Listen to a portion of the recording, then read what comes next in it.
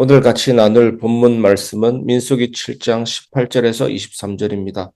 둘째 날에는 이사갈의 지휘관 수알의 아들 느다넬이 헌물을 드렸으니 그가 드린 헌물도 성소의 세겔로 130세겔, 무게의 은반 하나와 70세겔 무게의 은발이 하나라.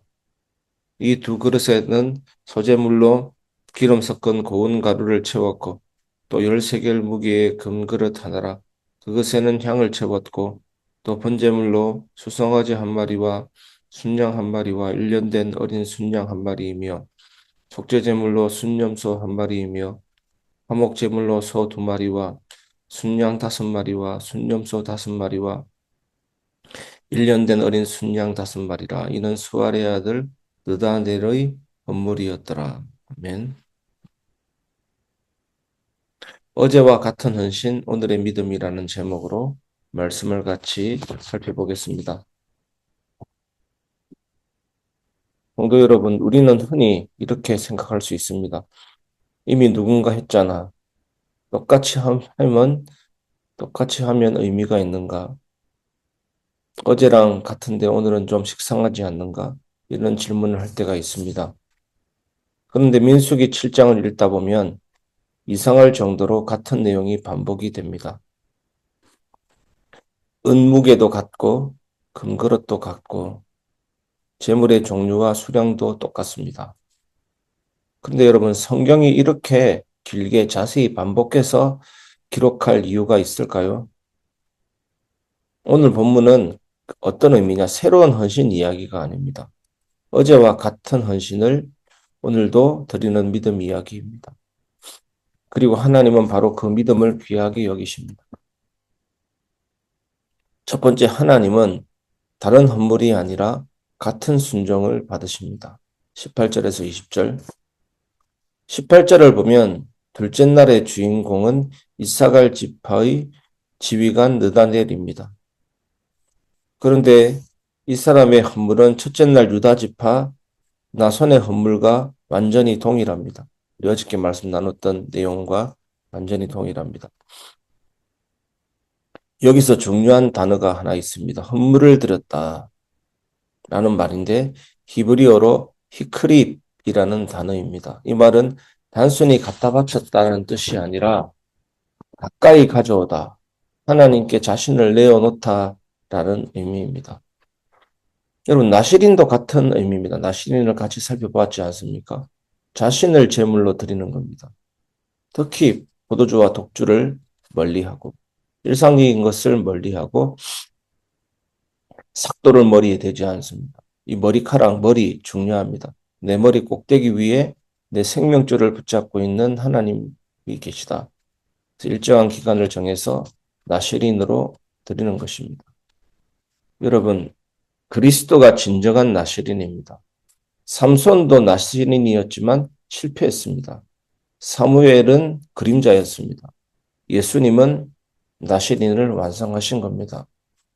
여러분, 나시린과 나사렛, 예수, 나사렛 같은 어원입니다. 어원이 같습니다. 그런데 바리새인들과 유대의 이스라엘의 지도자들은 뭐라 그랬습니까?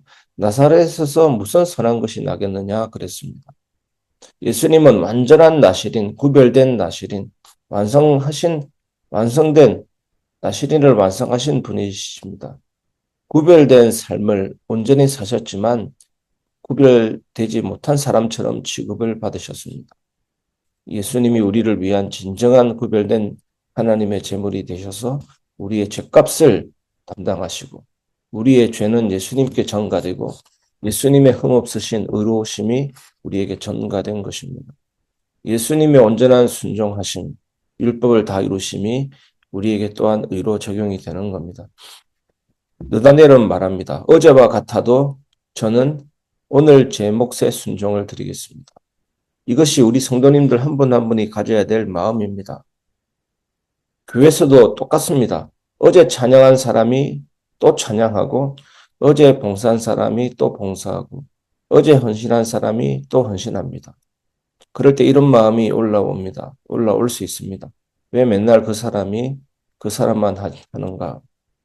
하지만 하나님 보시기에는 다릅니다. 하루의 순종은 하루치로 새롭습니다. 오늘 예배도 마찬가지입니다. 오늘 새벽 예배도 마찬가지입니다. 어제 드린 예배와 형식은 같아 보여도 오늘 내 마음을 드리면 하나님께는 전혀 다른 예배입니다. 날마다 날마다 새롭게 여러분의 삶이 헌신된 예배의 삶이 되기를 바랍니다. 두 번째, 하나님은 비교하지 않고 각자의 날을 기억하십니다. 21절에서 22절. 21절에서 22절을 보시면 번제, 속죄제, 화목제가 모두 등장합니다. 이건 단순한 제사가 아닙니다. 번제는 내 삶 전체를 하나님께 드립니다라는 고백입니다. 그래서 제물의 전체를 태우는 제사입니다. 속죄제는 저는 은혜 없이는 살 수 없습니다. 라는 고백이고, 화목제는 하나님과의 관계 안에서 살고 싶습니다. 라는 고백입니다. 느다넬의 헌신. 이 헌신은 나손보다 더 크지도 않고 더 작지도 않습니다.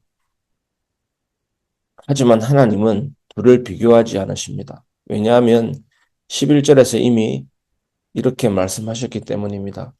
지휘관들은 하루 한 사람씩 드릴지니라. 성도 여러분, 하나님은 누가 더 많이 했느냐를 보지 않으시고 누가 자기 날에 드렸냐를 보십니다. 신앙생활에서 비교는 가장 빠른 탈진의 길입니다. 누군가는 앞서가고 누군가는 뒤처지는 것처럼 보입니다.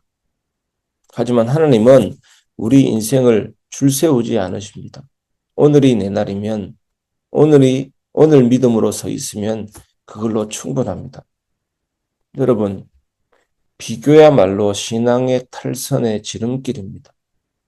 자꾸 비교하다 보면 시기가 올라오고 시기 질투가 생기고 시기 질투는 마음을 굳게 하고 마음을 굳게 하면 점점점 마음이 느슨해지고 내 중심이 말씀의 중심에서 빗나가고 말 유혹이 왜 강하냐면 유혹은 강해서 강한 것이 아니라 말씀이 중심에서 이탈된 그 순간을 노리기 때문입니다.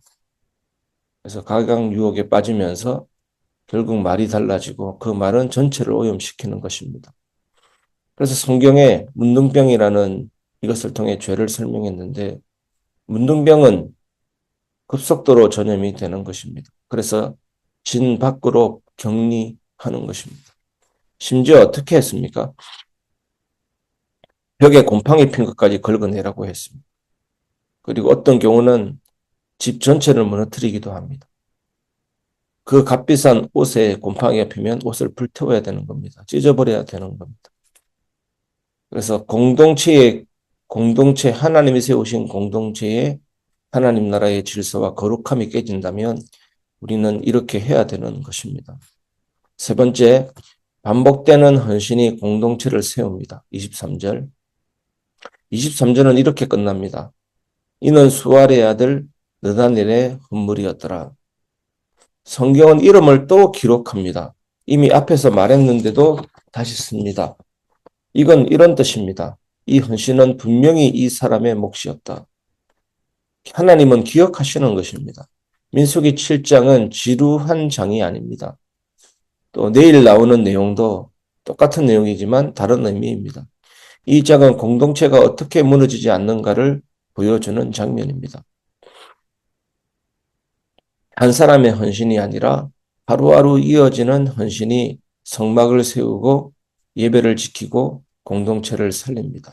우리 교회도 헌신이 물일 듯 흘러가야 될 줄 믿습니다. 교회는 한 번의 큰 헌신으로 유지되지 않습니다. 보이지 않는 반복입니다. 알아주지 않는 섬김입니다. 매주 같은 자리에서 드리는 예배가 교회를 살립니다. 오늘 새벽 또 같은 하루라고 느껴질 수 있지 않습니까? 하지만 하나님은 말씀하십니다. 오늘도 너의 이름으로 드려진 하루다. 여러분, 교회가 가장 바람직하지 못한 형태는 뭐냐면 한 사람의 헌금으로 교회가 유지되는 것입니다. 물론 감사하지만 그렇게 되면 한 사람의 힘이 막강해지고 교회의 주인이 되려는 그런 유혹을 강하게 받게 되는 것입니다. 모든 사람의 헌신, 모든 사람의 헌신이지만 각자의 헌신은 하나님 앞에서 이름이 기록되고 다 똑같은 헌신이지만 그 헌신을 통해 그 반복된 헌신을 통해 교회 공동체가 살아나고 유지되는 것입니다. 말씀을 마무리하겠습니다. 오늘도 너의 차례다입니다. 성도 여러분, 하나님은 어제의 헌신으로 오늘을 대신하지 않으십니다. 하지만 오늘의 작은 순종을 결코 가볍게 여기지도 않으십니다. 느다넬의 헌물은 새롭지 않았지만 그의 믿음은 분명히 오늘 것이었습니다. 오늘 여러분들이 또 다른 느다넬의 헌물로 하나님 앞에 온전한 헌신하시는 여러분 되시기 바랍니다. 이 새벽에 하나님이 우리에게 묻는 질문은 이것입니다. 너의 차례가 왔을 때 드렸느냐라는 것입니다. 여러분, 크지 않아도 됩니다. 남들과 달라도 괜찮습니다. 오늘 내 이름으로, 오늘 내 믿음으로 드리면 됩니다. 그 하루하루가 모여야 되는 겁니다. 우리를 성립케 하신 하나님의 일하심이 되는 겁니다. 오늘도 여러분에게 참된 은혜가 있기를 주 예수님의 이름으로 축복합니다.